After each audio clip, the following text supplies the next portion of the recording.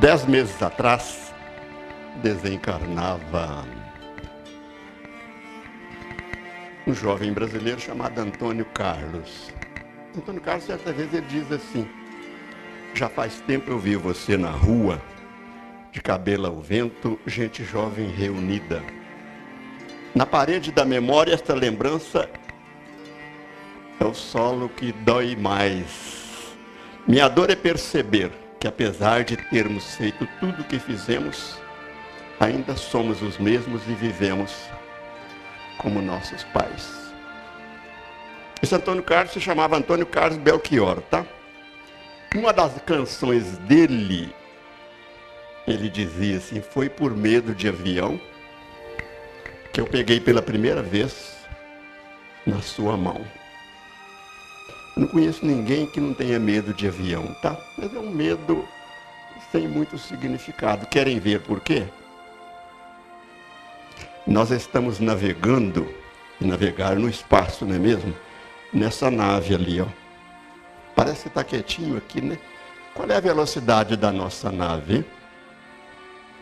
É de 2.500.000 quilômetros a cada 24 horas. Nós estamos viajando nela, tá? 107.000 quilômetros por hora. Não tem ninguém pegado na mão de ninguém aqui de medo da nave, tá? Agora, a nossa profissão de fé é um instrumento de segurança a respeito disso. A nossa profissão de fé poderia ser mais ou menos assim, a nossa profissão de fé. Deus é meu pai, a natureza é minha mãe, o universo é meu caminho, a eternidade é minha vida. A mente é meu lar, o coração é meu templo, a verdade é meu culto, o amor é minha lei. O equilíbrio é minha atitude, a verdade é minha senha e a perfeição é meu destino. Que coisa, não é mesmo? A perfeição é o destino de todos nós. Como é que é isso? A gente vê no Evangelho segundo o Espiritismo, uma obra dos nossos irmãos do Paraná, sobre os espíritos que se manifestaram no Evangelho segundo o Espiritismo, nos seus 28 capítulos. Tem 2 ou 3 espíritos que não foram identificados por aqueles estudiosos, pesquisadores do Paraná. Um desses espíritos assina apenas pelo nome de José. Eles nunca conseguiram saber quem era o José. 2 outros escreveram apenas assim: um espírito. Isso são determinadas posições que revelam o interior desses espíritos, de não querer pronunciar o seu próprio nome por uma questão de humildade pessoal. O que não significa que haja alguma diferença daqueles outros que se revelaram, que disseram o nome. Mas o Chico, estando em Belo Horizonte, lá na União Espírita Mineira, tá? Numa dessas reuniões familiares, diz lá, numa dessas reuniões familiares, veio um espírito e pronunciou essa mensagem que nós falamos que poderia ser uma profissão de fé. Ele diz lá, a voz do Espírito, assina apenas com o nome de Espírito. Essa voz do Espírito tem um livro do Chico psicografado a respeito dos próprios trechos dessa mensagem, tá? E um companheiro, durante muito tempo, ele era, não sei se ainda é, repórter da Rede Globo, nosso companheiro de Juiz de Fora, Guto Abranches. E o Guto escreveu um livro sobre a voz do Espírito, tá? Vozes do Espírito.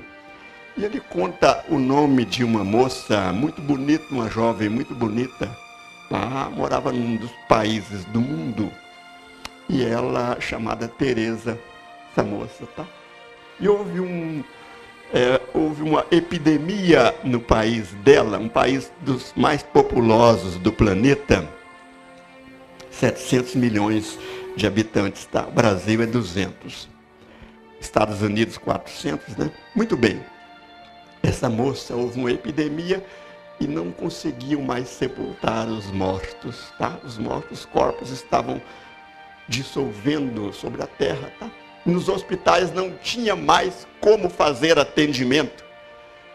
E o pessoal já não tinha mais condições de suportar o trabalho daquilo, mas ela não desistiu nunca, organizou uma equipe com a sua vontade, tá?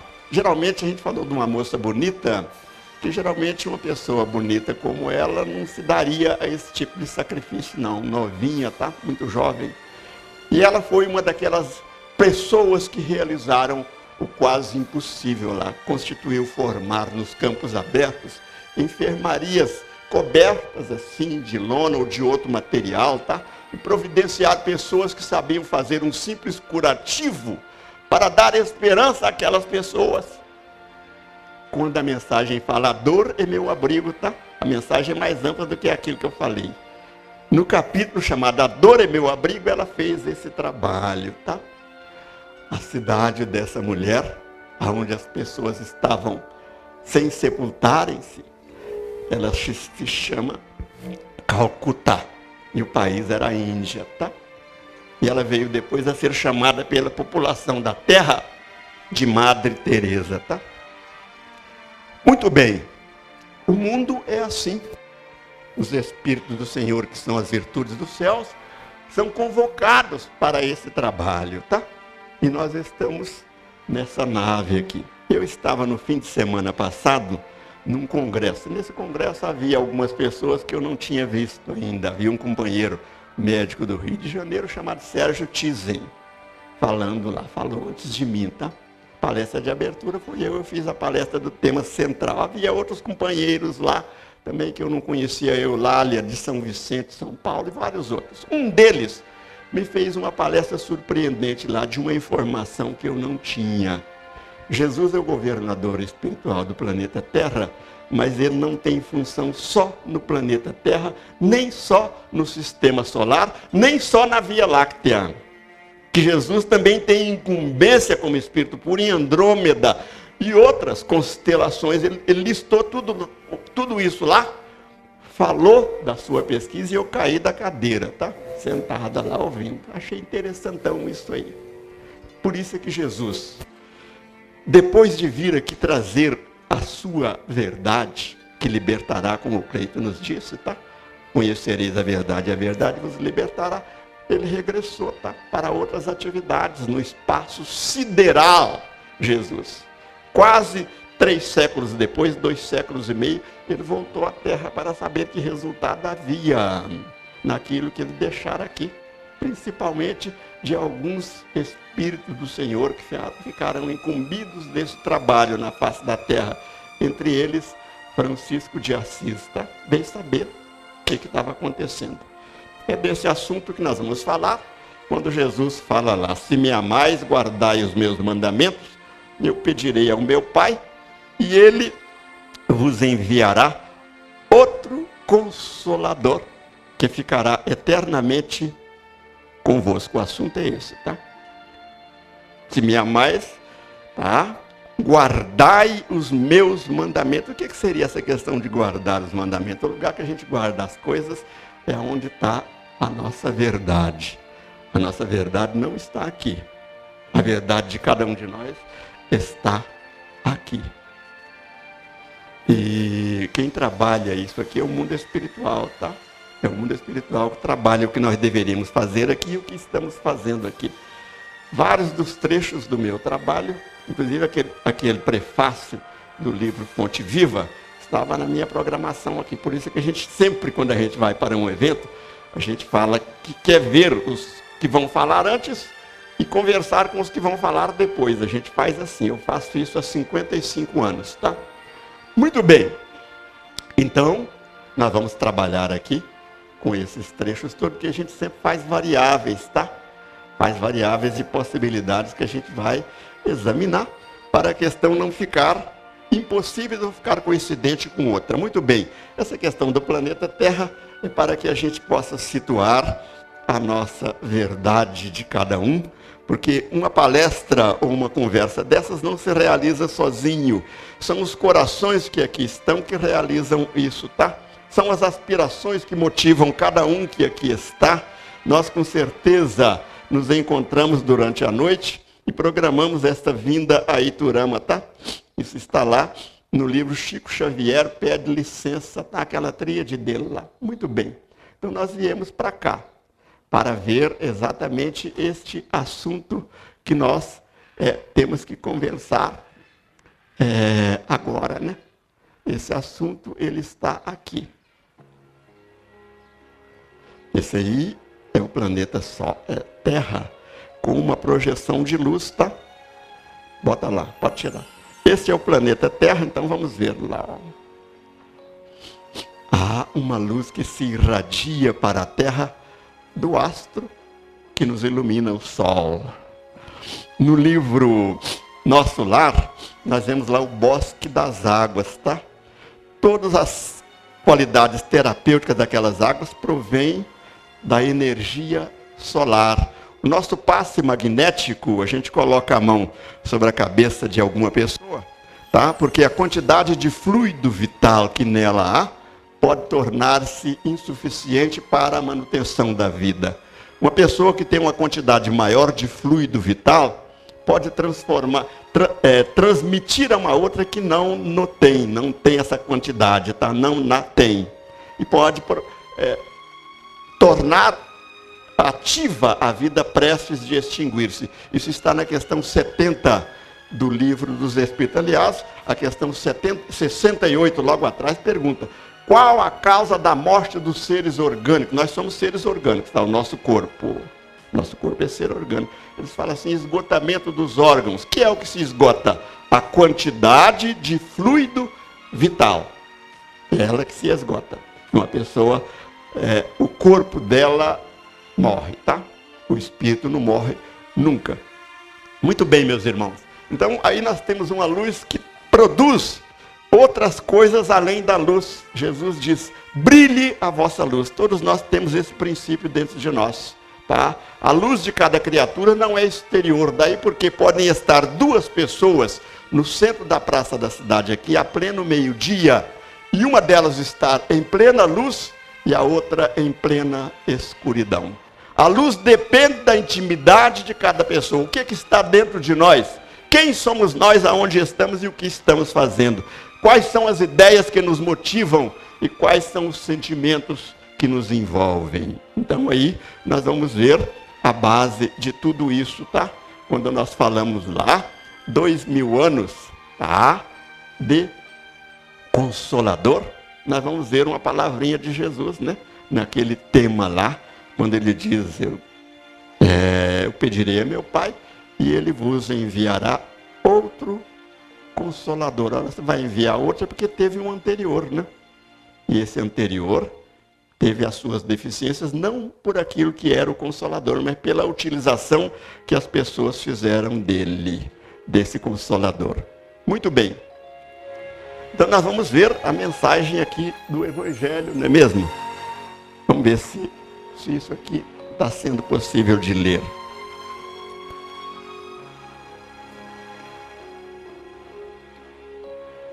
Vamos tentar melhorar isso. Muito bem. Aí está o texto do Evangelho para a gente conversar sobre ele dentro do tempo que nos é reservado, tá? Qualquer hora que terminar o meu horário, aonde estiver, sempre é possível de parar, tá?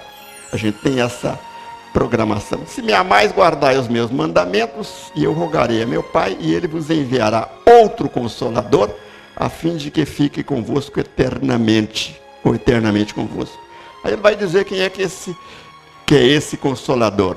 O Espírito de verdade, que o mundo não pode receber, porque o não vê e absolutamente o não conhece. Interessante é que essa expressão aqui do Evangelho, tá? Segundo o Espiritismo, do Espírito de verdade, essa expressão ela é utilizada em 3 pontos do Evangelho segundo o Espiritismo, tá? Nós vamos ver o Espírito de verdade falando conosco. O Espírito de verdade vai falar conosco no prefácio do Evangelho segundo o Espiritismo, o Espírito de Verdade. Depois ele aparece no capítulo 6, que trata do Cristo Consolador, tá lá. Tem de novo o Espírito de Verdade. E aparece lá na frente, tá?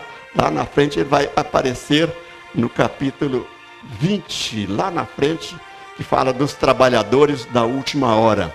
Lá no capítulo dos trabalhadores da última hora, nós temos interessante uma maneira de organização do Evangelho segundo o Espiritismo.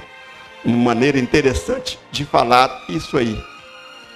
Como é que Kardec organizou o Evangelho segundo o Espiritismo?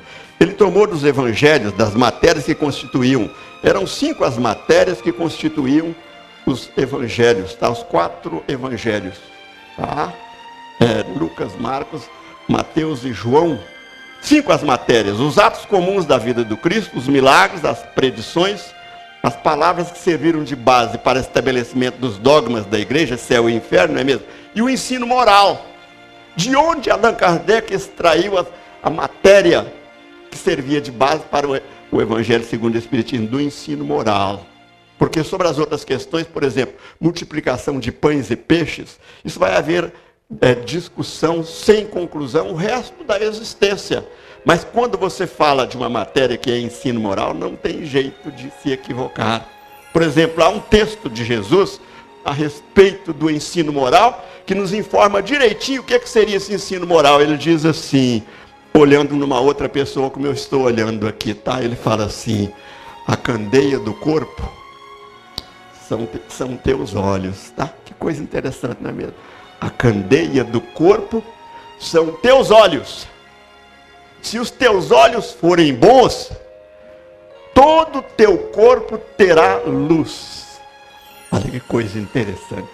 Se os teus olhos forem bons, todo o teu corpo terá luz. Porém, se os teus olhos são maus, todo o teu corpo andará em trevas. E aí ele conclui dizendo assim: se pois a treva que há em ti, aliás, se pois a luz que há em ti é treva, quão espessos serão as próprias trevas. Isso é ensino moral, tá? O Evangelho é todo extraído de ensino moral. Como é que Allan Kardec fez isso? Ele pegou um trecho do Evangelho de Jesus, tá? Dos 4 evangelistas lá, às vezes de mais de um deles. Depois ele faz um estudo dele mesmo, de Allan Kardec. E numa segunda parte vem lá a instrução dos Espíritos. Tem 2 capítulos do Evangelho que não são assim, tá? O capítulo 22, que trata de uma matéria: não separeis o que Deus uniu, né? Conversa sobre divórcio, sobre separação de pessoas. Nesse capítulo lá não tem instrução dos Espíritos, tá? Seriam aquelas mensagens que ele colendava da psicografia lá na França, não é mesmo? E publicava. E tem um outro capítulo, que é o capítulo 20, os trabalhadores da última hora, que nesse vem só o trecho do Evangelho, tá? Os últimos serão os primeiros. E não vem a palavra do próprio Kardec, já vem direto. Começa com 4 mensagens dos Espíritos lá, tá? Nós temos uma mensagem do Constantino e outra de Henry Heine a respeito do que seria esse: os últimos serão os primeiros. Depois nós temos uma mensagem de Erasto sobre os trabalhadores da última hora. E temos uma mensagem final do Espírito da Verdade, chamada de Obreiros do Senhor, para fazer uma revelação que os trabalhadores da última hora seriam os espiritistas, seríamos nós. Um texto extraordinário. Então nós estamos vendo aqui o Espírito de Verdade, tá? O Espírito de Verdade que o mundo não pode receber, porque o não vê e absolutamente o não conhece. E absolutamente o não conhece. Muito bem. Então, mas quanto a vós, conhecê-lo-eis, porque ficará convosco e estará em vós. Porém, o Consolador, que é o Santo Espírito que meu Pai enviará, em meu nome, vos ensinará todas as coisas e vos fará recordar tudo o que vos tenho dito. Que coisa interessante esse texto aí de Jesus, não é mesmo? Jesus, Evangelho de João, 14, 15 a 17 e 26, tá? É Jesus nos falando a respeito da árvore do seu evangelho que deveria ser transmudada para o Brasil. Nesse capítulo 6 aí, nós temos 8 itens. E fizemos aí uma pesquisa para saber sobre a psicografia do Chico, tá? Quantos textos tem de comentários da psicografia do Chico sobre esse capítulo? Nós temos 7 mensagens no livro Espírito da Verdade. Nós temos 2 no livro da Esperança, tá? E mais 2 no Estude Viva, uma, e a outra no Opinião Espírita. Então nós temos aí, tá, 15 mensagens. Qual o capítulo que tem maior número de mensagens psicografadas pelo Chico em comentário? É o 13. O que é que fala o capítulo 13 do Evangelho, hein? Capítulo 13 do Evangelho é um capítulo extenso que fala: não saiba a vossa mão esquerda o que dê a direita. Fala sobre a caridade, tá? A caridade segundo entendia Jesus. Benevolência para com todos, indulgência para as atitudes infelizes de quem as faça, não é mesmo? E perdão das ofensas. Que coisa interessante. Depois nós temos um capítulo que está em segundo lugar, também um capítulo extenso, tá? Das mensagens psicografadas que eu estou fazendo aqui. Aqui tem maior número de mensagens que trata da caridade. O que é o indicativo desse? É aquela preocupação dos espíritos que esse seria o ponto delicado para que nós pudéssemos iniciar a nossa tarefa de realização que nos compete no processo reencarnatório. É a preocupação deles, a quantidade de detalhamentos que eles fazem nessa matéria. Então, em primeiro lugar, no Evangelho segundo o Espiritismo, está lá o capítulo 13. Em segundo lugar, o capítulo 5 está das bem-aventuranças. Bem-aventurados os que sofrem, porque serão consolados. Como é que seria essa questão da consolação e do sofrimento, tá? Como é que seria isso? É onde aparece lá o Cruz e Souza, tá? O Cruz e Souza, o grande poeta negro, tá? Chamado de o Cisne Negro, tá? Ele diz assim: toda dor que na terra padeceres, todo fel que tragares, todo pranto, ser-te-ão como trevas, entretanto serás pobre de luz, se não sofreres. E tem o Jesus Gonçalves que agradecia a Deus a dor que lhe aperfeiçoava, não é mesmo? O Jesus Gonçalves. Meus irmãos, então, nós estamos vendo que aqui há uma proposta do Cristo, tá? Sobre o Consolador prometido, porque esse novo Consolador, ele já havia dito isso lá atrás, que havia uma previsão da sua experiência de espírito puro, da sua vivência no aperfeiçoamento. E ele então vai nos dizer isso aqui, ó: porém o Consolador, que é o Santo Espírito que meu Pai enviará em meu nome, vos ensinará todas as coisas e vos fará recordar tudo o que vos tenho dito. Vamos fazer uma apreciação a respeito disso. E ele vos enviará outro Consolador, está destacado em vermelho aí. Se era outro é porque já tinha havido um anterior, e houve realmente. Ele voltou aqui na Terra quase 3 séculos depois para verificar como estava, e verificou a terra cheia de matança, né? De guerra, essa guerra dos 100 anos. Vimos lá a questão dos cristãos no circo de Roma, a matança dos huguenotes na França, todas essas questões que estavam assolando a terra. Muito bem, a outra parte, a fim de que fique convosco eternamente. Isso aqui é uma certeza, ele fique convosco eternamente. E vos ensinará todas as coisas. Significa que o que ele ensinou não continha todas as coisas, tá? Jesus pregava por parábolas para uma humanidade que já podia recebê-lo, porque, segundo o livro A Caminho da Luz, o nascimento de Jesus na Terra representou a maioridade espiritual do planeta. Isso está informado lá. E Jesus estaria pregando por parábolas, porque ainda a nossa maturidade daquela época era muito pequena para compreender as coisas que não fosse por aquelas historinhas simples que Jesus contava, não é mesmo? E então, ele não disse todas as coisas e muitas outras deveriam ser reveladas. porque a verdade ela é como o manto de Cristo, ela não tem costuras e nem remendos. Nós é que temos que ir aperfeiçoando a nossa capacidade de ver para enxergá-la tal qual ela é. Muito bem, e vos fará recordar tudo o que eu vos tenho dito, que significa que nós deveríamos recordar, porque iríamos esquecer, tá? Iríamos esquecer. Tem uma mensagem de Emmanuel pela psicografia do Chico, chama o Mestre e o Apóstolo, tá?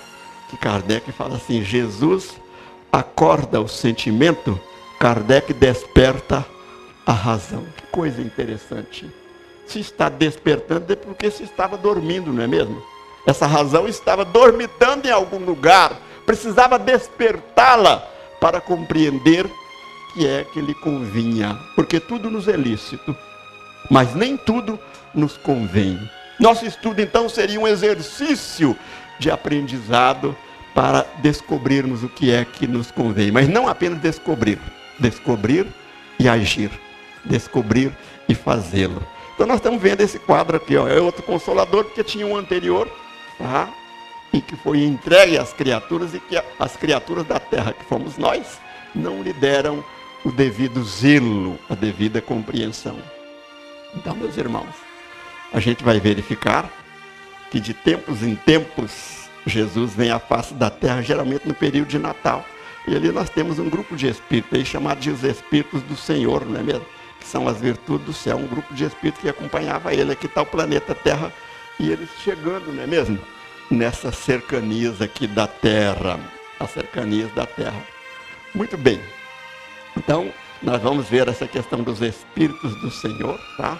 Que são as virtudes dos céus, no esclarecimento a respeito dessa questão dos 2000 anos, ou de 160 anos do Consolador prometido, tá? Consolador prometido, na verdade, são 160 anos. E o que ele caracteriza, o que identifica a vinda dele. Vamos ver, então, uma outra questão a respeito do próprio Cristo, tá? Na psicografia do Chico. Quem era Jesus, o que Jesus veio fazer aqui? Tem uma questão centralizada de uma maneira muito nítida, tá? Num arquivozinho que nós abrimos aqui para ver exatamente a respeito disso. Vamos ver, então, quem é esse Jesus que nós trabalhamos.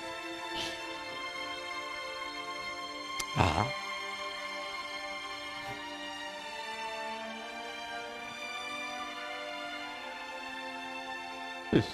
Muito obrigado, Cleiton. Eu estava apanhando dessa, tá?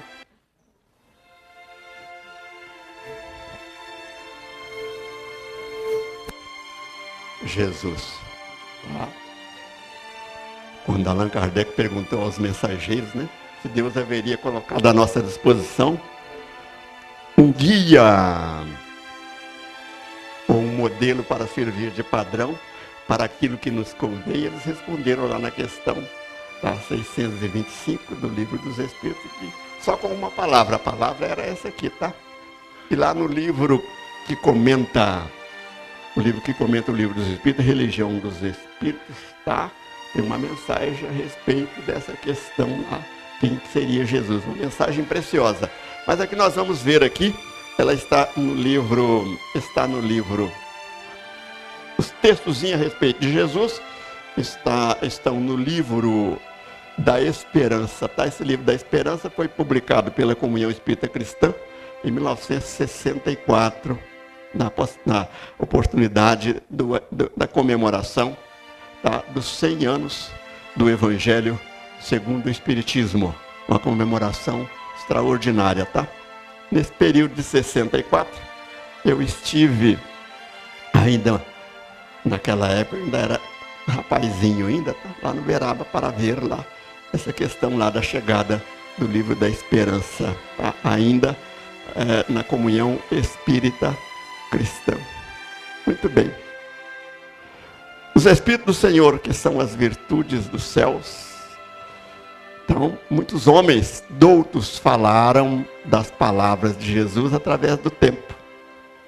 E alguns deles, de certo, com a melhor intenção, alteraram-lhes de algum modo o sentido. para acomodá-las aos climas sociais e políticos em que vivem. Que coisa interessante a explicação de Emmanuel aqui. Muitos homens de sabedoria falaram em todo esse tempo de 2000 anos das palavras de Jesus através do tempo. E alguns deles, às vezes, com a melhor intenção, isso aqui é uma informação caridosa, tá? Alteraram-lhes de algum modo o sentido dos textos de Jesus, alteraram os textos de Jesus para acomodá-las aos climas, acomodar as palavras de Jesus aos climas sociais e políticos em que viviam e ainda vivem, né? Os Espíritos do Senhor, que são as virtudes do céu, entretanto, voltaram a interpretá-las em sua expressão pura e simples, reafirmando-nos que hoje, quanto ontem, é possível a cada um de nós ouvir Jesus no âmago da alma, a repetir-nos com segurança: aquele que me segue não anda em trevas. Das esferas superiores tornaram os mensageiros da providência divina, asseverando que ele vive para sempre junto de nós, sem desesperar de nossas fraquezas, tá? Sem desesperar de nossas fraquezas. Mestre abnegado, Jesus, o mestre abnegado, perdão por esse descuido, viu? Mestre, tá certinho? Mestre abnegado, ele repete indefinidamente a mesma lição, milhares de vezes. Contam os espíritos, tá? Que depois do Gólgota, a mãe de Jesus refugiou-se em Éfeso. Nós temos lá a carta de Paulo aos Efésios, não é mesmo? Lá em Éfeso. E quem acompanhou ela, porque era, segundo o parentesco naquela época, não obedecia a mesma sistemática de hoje. Mas João Evangelista era parente de Maria, tá? E ele, preocupado com aquela dor profunda dela, foi viver com ela lá em Éfeso. E tinha uma comunidade lá que realizava as atividades de prece, de oração, de reflexão a respeito do Evangelho, tá? Elas reuniam o João Batista fazendo lá a participação principal, presidia a sessão, tá? Fazia a prece inicial, fazia a prece final, tá? E ele começou a dividir isso aí, um outro fazia, o outro fazia a prece, pedia a pessoa, como nós fazemos hoje ainda, o João Evangelista. Num determinado dia, eles começaram a voltar à origem lá e pedia ao João Evangelista que sempre fizesse a prece de encerramento, tá? Do evento. Fazia lá os estudos, chegava, ele já estava velhinho, João Evangelista, pedia a ele que fizesse então a prece de encerramento, ele levantava e falava assim, ó: meus filhinhos, amai-vos uns aos outros, tá? Na outra reunião, dava uma palavra para ele, fazia a prece, ele levantava e falava: meus filhinhos, amai-vos uns aos outros. Isso foi 6 meses, tá? 6 meses eles reuniram e falaram: ó, nosso mestre perdeu o juízo, coitado, precisamos conversar com ele. E aí ficaram muito preocupados em conversar com o João Evangelista, tá? Reuniram uma comissãozinha para ir lá falar com ele, tá? Chegou lá e falou: mestre, chamando o João Evangelista de mestre, né mesmo? Recordando a própria imagem do Cristo. Nós damos a palavra para o senhor fazer a prece de encerramento e faz 6 meses, o senhor só diz assim: meus filhinhos, amai-vos uns aos outros. O senhor não vai falar outra coisa? Aí ele perguntou assim: e já amais? Então, no campo dos espíritos, nós passamos para uma outra etapa somente quando nós cumprimos a etapa anterior. Naquela hora estava sendo necessário os filhinhos amarem-se uns aos outros, tá? E Jesus havia notado lá: os meus discípulos serão conhecidos por muitos se amarem, tá? Por muitos se amarem. E então aqui nós vemos aqui, ó, Jesus repete aos nossos corações indefinidamente a mesma lição. Milhares de vezes, todos os dias, tá? Fala conosco no âmago do ser, porque ele tem o dom da ubiquidade, ele se expande, tá? Aonde existe a luz do sol, no nosso planeta, ali está a presença abnegada de Jesus, o mestre abnegado. Então, a primeira caracterização de Jesus é de médico abnegado, segundo a visão de Emmanuel pela psicografia do Chico. Orientador. Por que Jesus é o orientador? Ele dá-nos serviço. Ele dá-nos serviço, tá? Essa questão de dormir de dia aí não é coisa muito... Tá? Dá-nos serviço e aponta-nos o rumo certo na estrada a palmilhar. Duas coisas: serviço é trabalhar sempre. Trabalho é um instrumento principal de educação, uma ocupação, não é mesmo? Ocupação útil. Tem uma questão do Livro dos Espíritos que fala que o trabalho é ocupação útil. Regar uma flor é uma ocupação útil, tá? Ler uma mensagem é uma ocupação útil. 1 minuto. No minuto apenas, tem uma mensagem do Chico falando, no minuto apenas. Quer dizer, então, ocupação útil. Então, Jesus dá-nos, como orientador, dá-nos serviço e aponta-nos o rumo certo na estrada a palmilhar. A outra característica de Jesus, amigo. Que coisa, hein? Emmanuel falando cada uma das características de Jesus perante nós outros. Amigo nosso, Cristo, tá? Ele compreende-nos as faltas e incorreções, sem privar-nos do auxílio. Tá? Os mais perigosos bandidos do nosso tempo são irmãos nossos, filhos de Deus. Então, quando os Espíritos, comentando o capítulo do Livro dos Médiuns sobre desobsessão, ele fala que a maior receita, ou a maior recomendação para que nós possamos curar uma obsessão é fazer com que o obsessor adira à nossa causa, porque o obsessor também é filho de Deus. Ele não pode merecer o nosso desprezo numa atitude como aquela de certas pessoas que pensam em fazer determinados exercícios de sortilégio para afastar o espírito perseguidor, tá? O espírito perseguidor tem alguma coisa dentro de nós que o atrai, tá?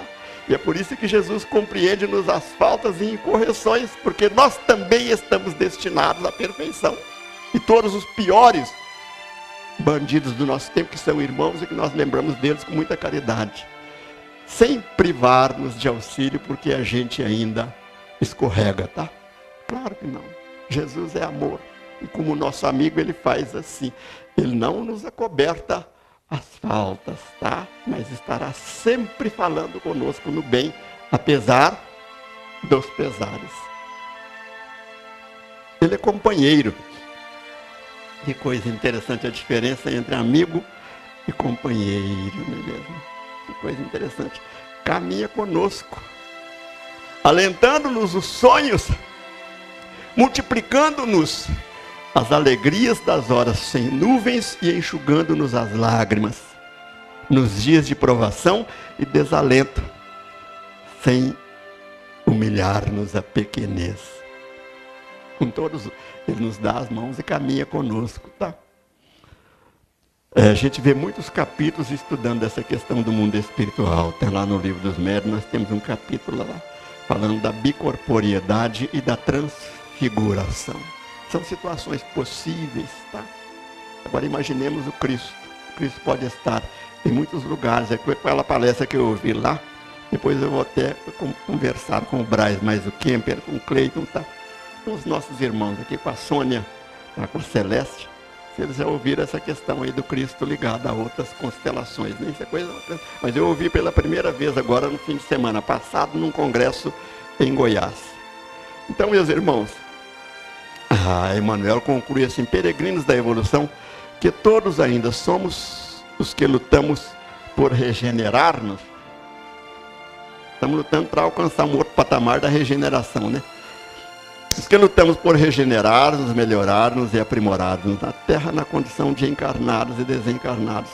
Ouçamos com Allan Kardec a explicação clara dos princípios evangélicos, que nos certificam de que ninguém está desamparado, que todos os homens são filhos de Deus e que nenhum é órfão de consolação e ensinamento, desde que se apresente nas fontes vivas da Boa Nova, de espírito renovado e coração sincero. Que coisa interessante, não é mesmo?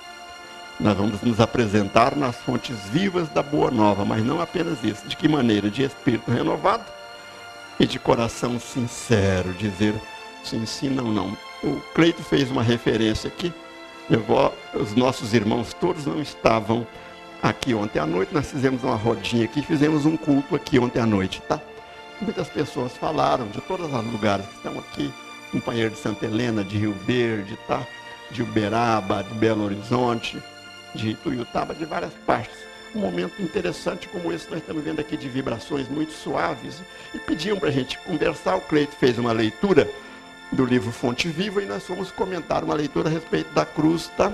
Muito bem.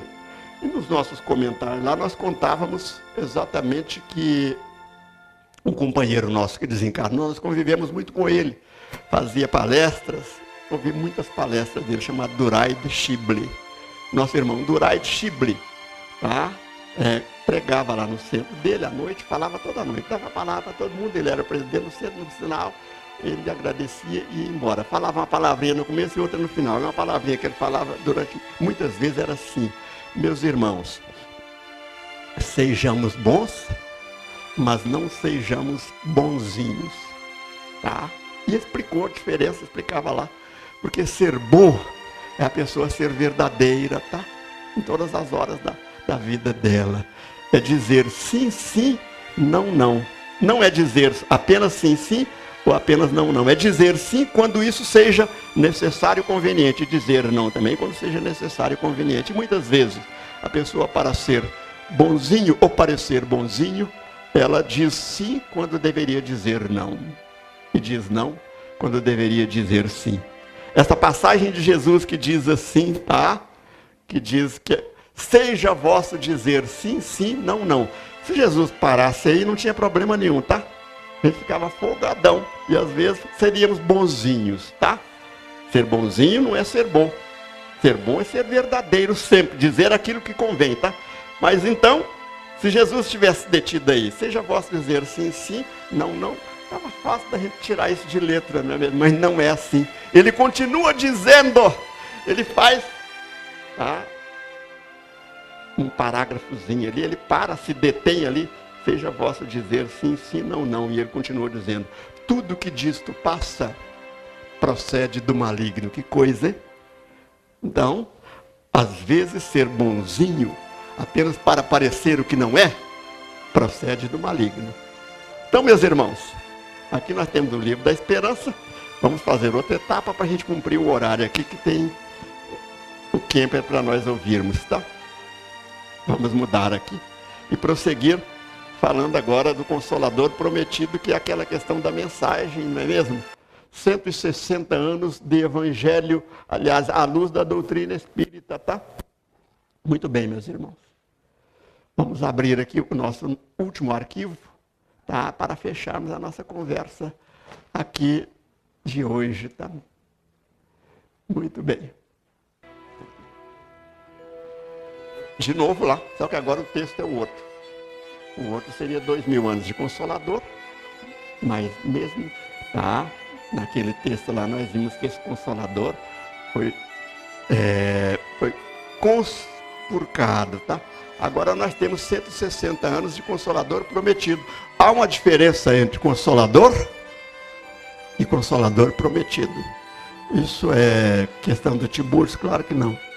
Isso é de Allan Kardec, lá no capítulo 6 do Evangelho segundo o Espiritismo, um dos itens lá chamado Advento do Espírito de Verdade. Tá? Uma coisa que surgiu na Terra, Advento do Espírito de Verdade. Tá? Quando é que isso começou? Então nós temos 2000 anos de Consolador e 160 anos de Consolador Prometido, tá? Que vos dirá todas as coisas que eu vos disse e vos informará muitas outras, tá? Ficará convosco eternamente, é esse aqui. Vamos ver quais eram os cuidados, tá? Quais eram os cuidados. No Livro dos Espíritos nós vamos verificar também essa questão de a doutrina espírita ter 160 anos. Será se a doutrina espírita tem 160 anos mesmo? Vamos ver se tem, né? Lá no capítulo 4 da segunda parte do Livro dos Espíritos, que estuda, tá, as vidas sucessivas, não é mesmo? Da volta do espírito à vida corporal. Nós temos a questão 221 lá no Livro dos Espíritos, que pergunta assim, tá? Dever-se-ão atribuir a uma lembrança retrospectiva o sentimento instintivo que o homem, mesmo quando selvagem, possui da existência de Deus e o pressentimento da vida futura? Eles responderam assim: é uma lembrança que ele conserva do que sabia como espírito antes de encarnar, mas o orgulho amildadamente abafa esse sentimento. O que nos interessa na nossa conversa aqui sobre os 160 anos de espiritismo é o complemento A aqui. Vamos ver o complemento A? Kardec pergunta assim: serão devidas a essa mesma lembrança certas crenças relativas à doutrina espírita que se observam em todos os povos? Coisa interessante, né? De onde se origina isso aí? Aí o espírito que deu a resposta diz assim: essa doutrina é tão antiga quanto o mundo. Tal motivo, porque em toda parte a encontramos, o que constitui prova de que é verdadeira. Conservando a intuição de seu estado de espírito encarnado, tem instintivamente consciência. O espírito encarnado tem instintivamente consciência do mundo invisível, mas os preconceitos, às vezes, falseiam essa ideia e a ignorância lhe mistura a superstição. De modo que essa questão da verdade do cristianismo e do espiritismo, ela é eterna com os homens. Jesus veio para consolidar a maioridade espiritual do planeta, para abrir espaço para a percepção daquilo e viver conosco aqui, dando exemplos, fazendo, Jesus. Muito bem, então, nós temos um livro do Gabriel Delaine, não é mesmo? Olha lá, o Gabriel Delaine, segundo livro Brasil, Coração do Mundo, Pátria do Evangelho, e onde ele ficaria encarregado do aspecto filosófico da doutrina espírita, e Gabriel Delaine do aspecto científico, não é mesmo? E ele escreveu esse livro aqui, O Fenômeno Espírita, e ele começa falando sobre esse livro, assim: o espiritismo é tão antigo quanto o mundo. As crenças na imortalidade da alma e nas comunicações entre os vivos e os mortos eram gerais entre os povos da antiguidade. Mas, ao contrário do que acontece hoje, as práticas pelas quais se conseguia entrar em relação com as almas desencarnadas eram apanágio dos representantes da religião dominante. E eles seguravam isso aí como mistérios fechados só nas mãos deles, para deixar o povo sob domínio, Ao povo não era dado examinar essas questões. Eles enxergaram nisso vários motivos de interesses pessoais, inclusive de renda econômica. Mantinham isso sob o controle deles. Nós falamos aqui religião dominante, sem falar nome da religião dominante. Não é que a gente fica em cima do muro, não.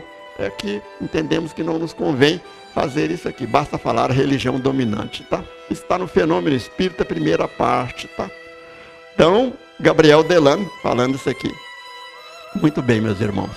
Aí surge o mestre de Lyon, Hippolyte Léon Denisard Rivail. Quando Ismael recebeu do Cristo, depois de transmudar a árvore do Evangelho aqui para a região do Cruzeiro do Sul, o Brasil, Pátria do Evangelho, Coração do Mundo, Pátria do Evangelho, lá nós verificamos lá exatamente que Allan Kardec estava em primeiro ponto neste projeto dos Espíritos do Senhor, que são as virtudes do céu. Ele teve um encontro pessoal com o próprio Cristo. Ele foi dito exatamente aquilo que lhe competia fazer aqui na Terra. E ele veio aqui, Allan Kardec, e a 18 de abril de 1857, ele lançou o Livro dos Espíritos, essa obra notável, que viria a representar aqui, exatamente identificar a maioridade espiritual do planeta, ou a possibilidade de comunicação entre os chamados vivos e os chamados mortos, mas de maneira tal a que ela fosse útil para as criaturas, não é mesmo? E lá na questão 222, que fala a respeito do resumo teórico, a respeito das vidas sucessivas, Uma questão interessantíssima, ela é muito longa, ela fecha esse capítulo lá, e ele diz assim, Allan Kardec, ensinando o dogma da reencarnação, da pluralidade das existências corporais, os espíritos renovam uma doutrina que teve origem nas primeiras idades do mundo e que se conservou no íntimo de muitas pessoas até os nossos dias. Olha que coisa interessante. Então, que diferença que há depois da doutrina espírita? Por que a doutrina espírita é o consolador prometido? Ele vem esclarecer aqui, tá? Simplesmente, eles, os espíritas, apresentam de um ponto de vista mais racional, mais acorde com as leis progressivas da natureza e mais de conformidade com a sabedoria do Criador, despindo-a esta informação, tá, sobre a pluralidade das existências, despindo-a de todos os acessórios da superstição. Porque fé verdadeira, apresentava Allan Kardec lá, tá? Só é aquela que pode enfrentar a razão face a face em todas as épocas da humanidade. Então Allan Kardec veio também e trouxe lá o Evangelho segundo o Espiritismo, tá? Estudando o ensino moral, no capítulo 6, que fala lá sobre o Cristo Consolador. E esse capítulo vem exatamente lá no item 3, Consolador Prometido, ele vem dizer para nós lá, Allan Kardec, tá? Se a mim amais guardai os meus mandamentos, tem esse trecho aí que nós já vimos, vamos passar ele, vamos ver o que fala lá Allan Kardec, tá? O Espiritismo vem, na época predita, cumprir a promessa do Cristo e preside o seu advento, e preside ao seu advento o Espírito da Verdade. O Espírito da Verdade é que vem presidir o advento, tá? Dessa promessa do Cristo, tá? Que é o Espírito da Verdade, o advento do Espírito da Verdade. Ele chama os homens à observância da lei, ensina todas as coisas, fazendo compreender o que Jesus só disse por parábolas. Advertiu Cristo: ouçam os que têm ouvidos de ouvir. O Espiritismo vem abrir os olhos e os ouvidos, porque fala sem figuras nem alegorias, levanta o véu intencionalmente lançado sobre certos mistérios. Então Allan Kardec foi convocado especificamente pelo Cristo, tá? Mas há um outro Espírito do Senhor que viria também compor esse painel de observações dentro do Brasil, tá? Ismael conversou com ele, tem uma conversa interessante, tá? Então, aqui fala ainda do Espiritismo, né? Do Espírito de Verdade. Vem finalmente trazer a consolação suprema aos deserdados da terra e a todos os que sofrem, atribuindo-lhe causa justa e fim útil para todas as coisas. Então, na psicografia do Chico, nós temos os livros que comentam o Espírito de Verdade, 7 lições. Livro da Esperança, 2 lições. Tem uma lição lá que se chama Espíritas Instruí-vos, lá no, no Livro da Esperança. E a outra chama Cristãos sem Cristo, tá? Tem isso, tá? Cristãos sem Cristo, lá tem espíritas sem Allan Kardec, tá? Infelizmente tem, tá? Que se dizem espírita, mas não passam nem por aí. E temos o Opinião Espírita também, com 2 outras lições nesse capítulo 6 lá, tá? E aí, o outro espírito chamado por Ismael foi esse aqui, ó, convocado por Ismael, tá? Bezerra de Menezes, doutor Adolfo Bezerra de Menezes, foi chamado por Ismael, tá? E conversou, e tem uma conversa do Ismael com Bezerra de Menezes, tá? A respeito da presença dele aqui na Terra. Para encerrar, eu queria só ver uma dessas 7 lições lá, tá? Uma dessas 7 lições lá, a respeito dos textos que fazem parte desse capítulo 6, na obra psicográfica de Chico Xavier. Vamos ver se eu consigo abrir aqui, tá? E pedir para botar ou um pedestal aqui para o nosso microfone, ou o Cleito segurar ele para mim, se eu conseguir abrir aqui, para ver esta lição, tá?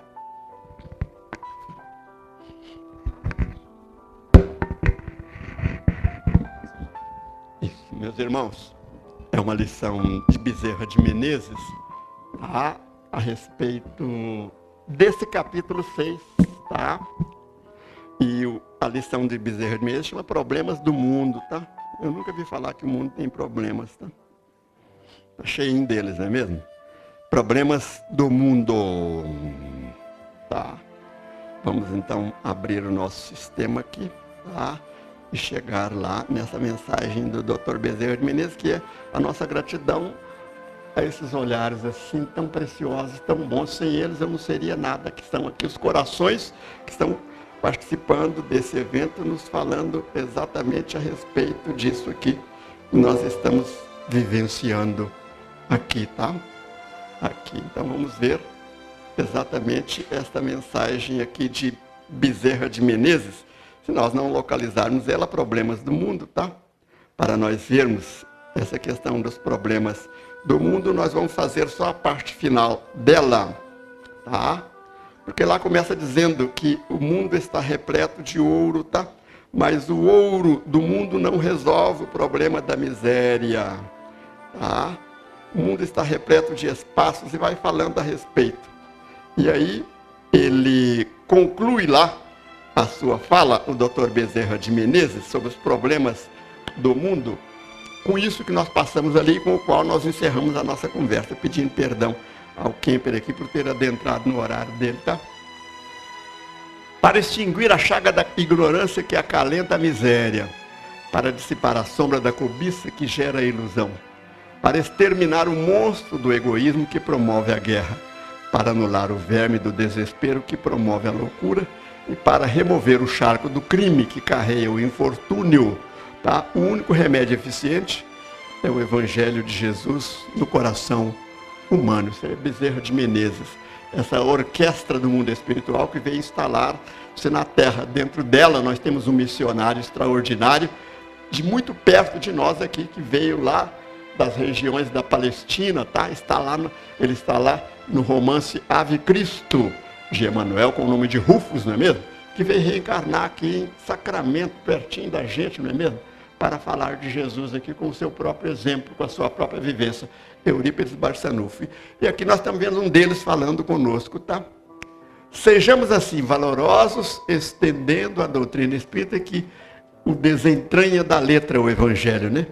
Na construção da humanidade nova, irradiando a influência e a inspiração do Divino Mestre, pela emoção e pela ideia, pela diretriz e pela conduta, pela palavra e pelo exemplo.